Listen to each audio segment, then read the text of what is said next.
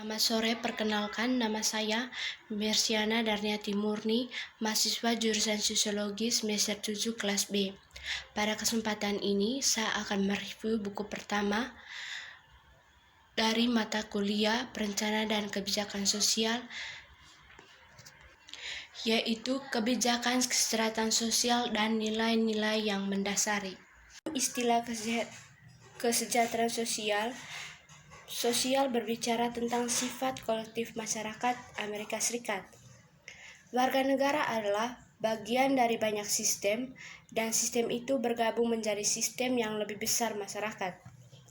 Misalnya, seorang adalah bagian dari keluarganya, lingkungan sekolah, atau tempat kerja dan kelas sosial. Setiap orang juga ditentukan oleh identitas yang berbeda, seperti sebagai etnis, ras, jenis kelamin, agama, kemampuan fisik dan mental, atau orientasi seksual dan usia. Kesejahteraan berbicara tentang kesejahteraan keadaan keseimbangan yang sehat bagi orang-orang. Oleh karena itu, kesejahteraan sosial berarti kesejahteraan masyarakat. Pemeliharaan kesejahteraan masyarakat adalah domain kesejahteraan sosial kebijakan. Kebijakan kesejahteraan sosial adalah tanggapan kolektif terhadap masalah sosial. Buku ini didasarkan pada beberapa prinsip umum. Yang pertama, setiap orang adalah bagian dari sistem kesejahteraan sosial. Pada waktu yang berbeda dalam hidup Anda, peran Anda akan bervariasi, tetapi sederhana dengan menjadi anggota masyarakat Anda secara otomatis menjadi bagian dari sistem. Yang kedua, buku ini didasarkan pada gagasan bahwa semua orang Amerika adalah sama-sama penyediaan penerimaan kesejahteraan sosial. Yang ketiga, ada beberapa pendekatan berbeda untuk memberikan kesejahteraan sosial jasa. Keempat, upaya publik dan swasta berkontribusi pada kesejahteraan sosial. Buku ini berfungsi sebagai panduan untuk memahami struktur secara keseluruhan sistem kesejahteraan sosial Amerika Serikat dan sebagai sumber daya untuk membantu Anda melakukan perubahan dalam sistem. Tujuannya adalah untuk menciptakan rasa kesejahteraan dalam masyarakat, karena sistem sering mengalami konflik dan banyak dari sistem ini mengalami konflik ekstensif dan ada kebutuhan untuk intervensi dalam skala luas. Materi yang kedua tentang landasan sejarah kesejahteraan sosial di Amerika. Kebijakan kesejahteraan sosial saat ini telah dibentuk oleh peristiwa sejarah dan dibentuk oleh mengubah nilai dan kepercayaan sosial.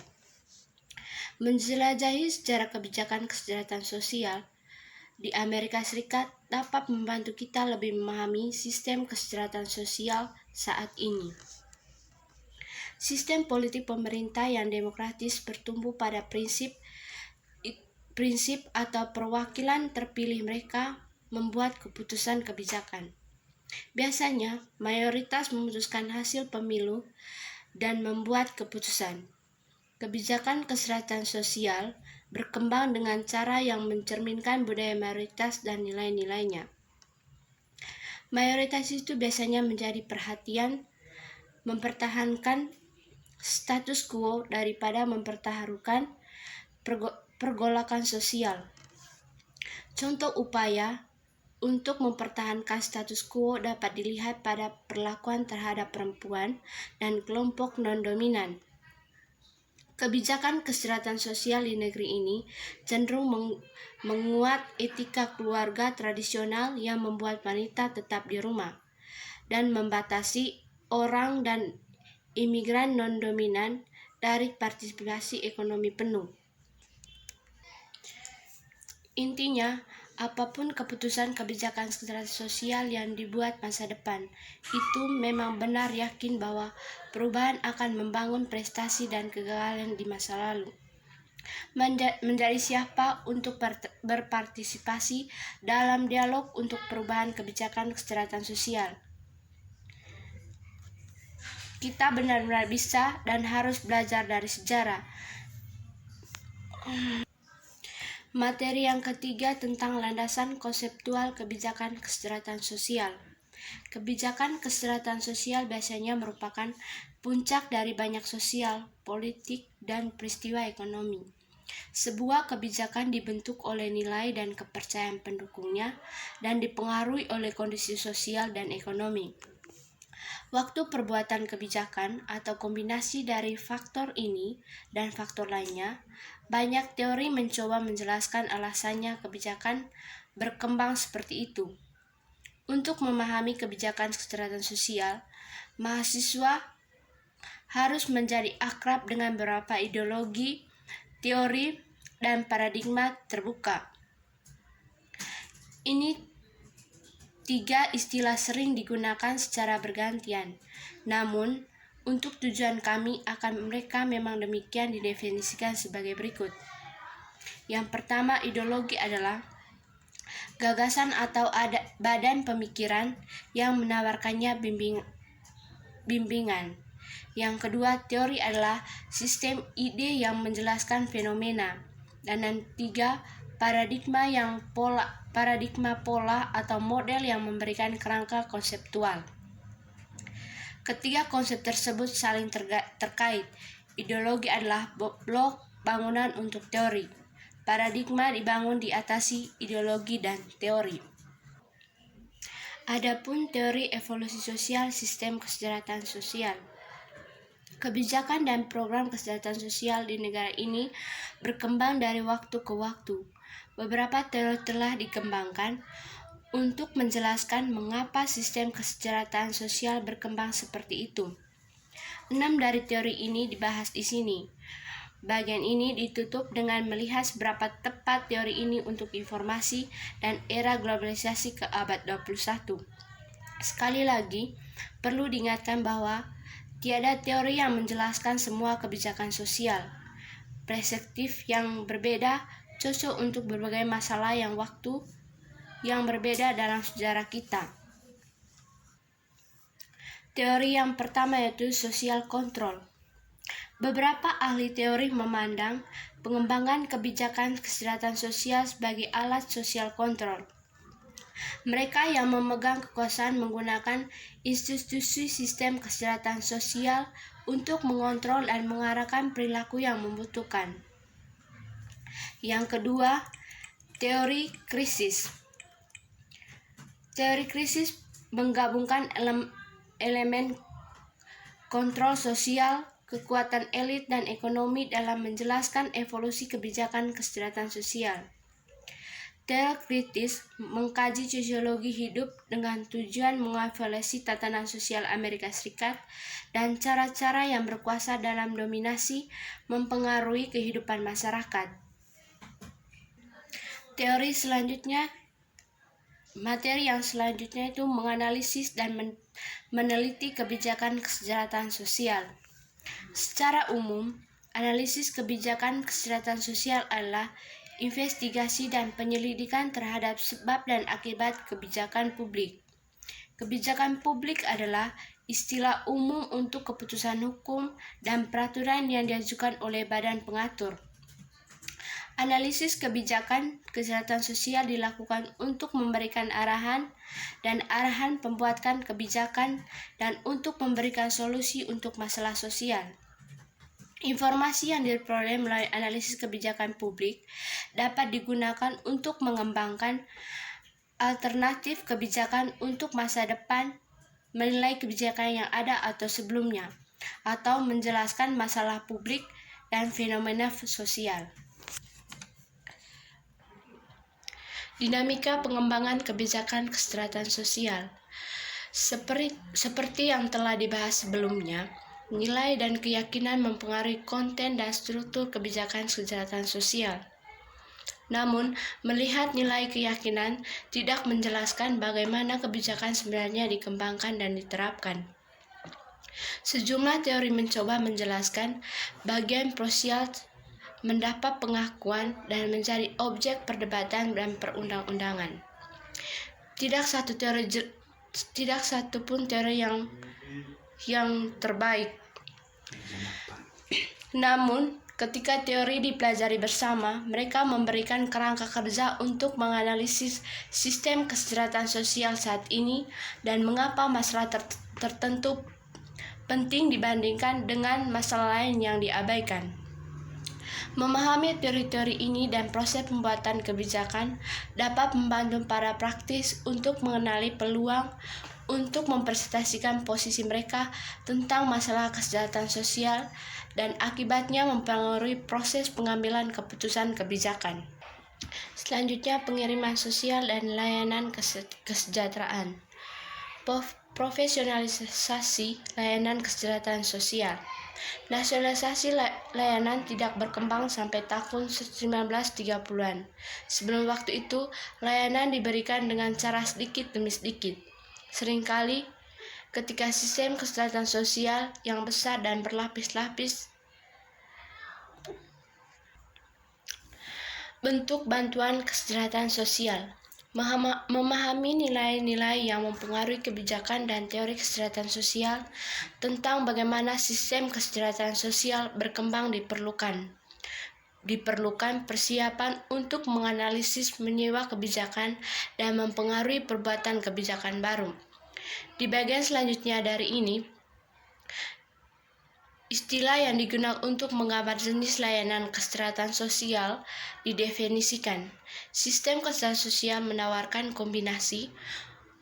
kombinasi bentuk bantuan dan ini untuk sebagai besar layanan sosial yang disediakan.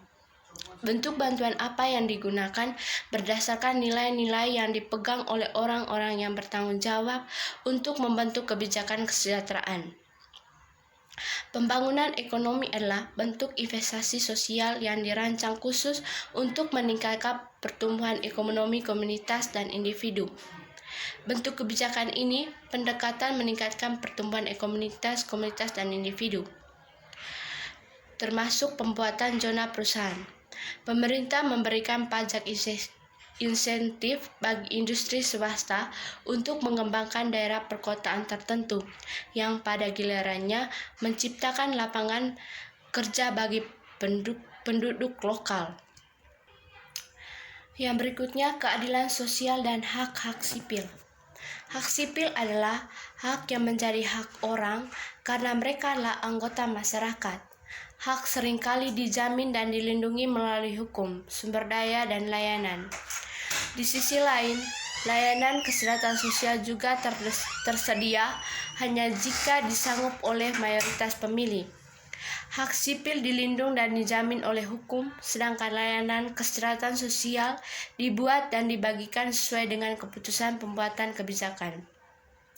Oleh karena itu, pelayanan kesejahteraan sosial adalah lebih mudah diubah dan dibatalkan. Keadilan sosial merupakan komponen penting dari hak sipil. Keadilan sosial mencerminkan keadilan bagi semua orang di masyarakat. Semua orang memiliki hak dasar yang sama perlindungan, peluang dan manfaat sosial, serta kewajiban sosial yang sama. Ketika hak-hak itu tidak ditegakkan atau hambatan untuk mencapai keadilan, pemerintah telah diminta untuk memastikan terciptanya keadilan sosial. Tapi, pemerintah adalah cerminan dari keinginan mayoritas, jadi telah ada dan terus berlanjut kembali perjuangan untuk mencapai keadilan sosial dalam masyarakat kita. Hambatan keadilan sosial dan hak-hak sipil. 3 penghalang dapat mencegah pencapaian keadilan sosial. Yang pertama, prasangka, diskriminasi, dan penindasan. Prasangka adalah keyakinan atau sikap tidak suka yang didasari oleh suatu kelompok, mitos, dan kesalahpahaman. Meskipun sulit untuk memiliki keyakinan, tapi tidak bertindak berdasarkan keyakinan itu. Mungkin saja orang berprasangka buruk dan pemikirannya, tapi tidak bertindak secara sosial yang secara tidak adil. Ketika prasangka ditindaklanjuti, diskriminasi terjadi. Diskriminasi adalah tindakan memperlakukan orang secara berbeda berdasarkan identitas mereka. Ketika diskriminasi meluas dan sistematis, itu menjadi penindasan. Oleh karena itu, menganggap suatu kelompok ras lebih rendah adalah prasangka. Menolak anggota dari kelompok ras tersebut, pekerjaan karena menurut Anda orang itu inferior adalah kriminasi, merupakan tindakan diskriminatif oleh sejumlah orang penindasan. Prasangka, diskriminasi, dan penindasan terjadi dalam berbagai bentuk, dan masing-masing dapat mengembang dua lainnya. Mereka mempengaruhi orang-orang dari ras, budaya, seksual, identitas, kemampuan, kelas, jenis kelamin, dan kelompok umum, menguraikan yang paling luas bentuk ketidakadilan sosial yang mengganggu masyarakat kita. Berikutnya, kemiskinan dan ekonomi ketidaksamaan. Menentukan kemiskinan dan kebutuhan ekonomi. Ada beberapa cara untuk mendefinisikan kemiskinan. Kesepakatan kurang tentang apa justru membuat seorang menjadi miskin. Meskipun sebagian besar setuju bahwa ekstrem tertentu bersifat koferit. Misalnya, kebanyakan orang setuju bahwa tidak punya tempat tinggal atau tidak punya pipa ledeng adalah salah satu aspek dari kemiskinan. Tetapi, sebagian besar tidak setuju tentang berapa banyak ruang hidup sudah cukup atau merupakan perpipaan yang memadai. Apa yang itu kemiskinan bagi satu orang mungkin tidak terlalu buruk bagi yang lain.